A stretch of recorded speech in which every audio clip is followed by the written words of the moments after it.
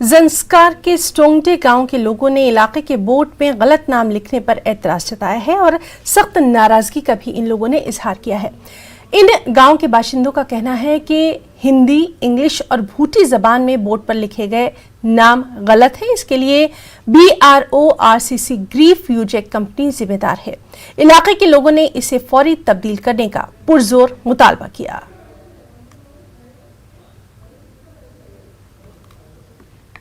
बोटी का जो अक्षर लिखा गया है वो साता ओ गदाई, जिसमें इसमें कोई मतलब नहीं है, कोई रीज़न नहीं है।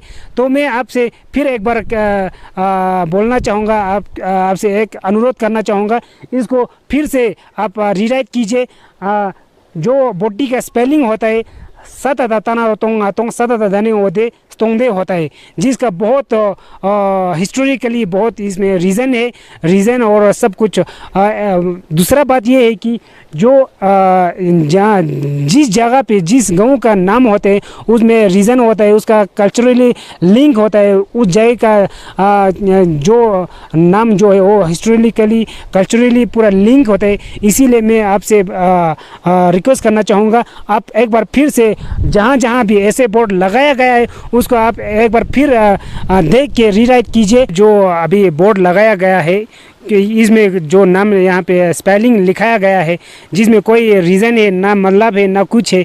मैं फिर से आपसे रिक्वेस्ट करना चाहूँगा कि इस जो मतलब को आप फिर से रीराइट कीजिए। इस मतलब को जो पहले है वही स्पेलिंग लिखने की मैं पूरा उम्मीद करता हूँ।